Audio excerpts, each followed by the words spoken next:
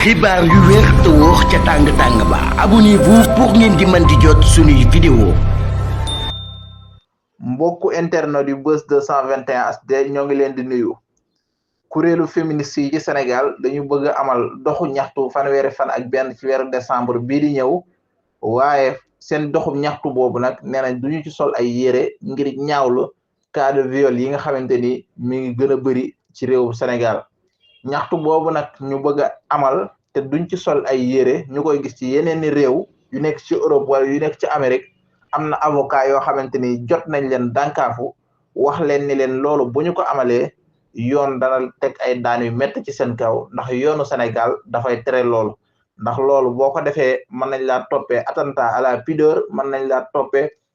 outrage public aux bonnes mœurs mën nañ la ko toppee kon avocat yi dànkaafu nañ féministes yi ci manifestation boobu nga xamante ni bëgg nañ ko amal fanweeri fan ak benn ci weeru décembre ngir ñaawlu cas de viol yi nga xamante ni mi ngi gën a bëri ci réew mi.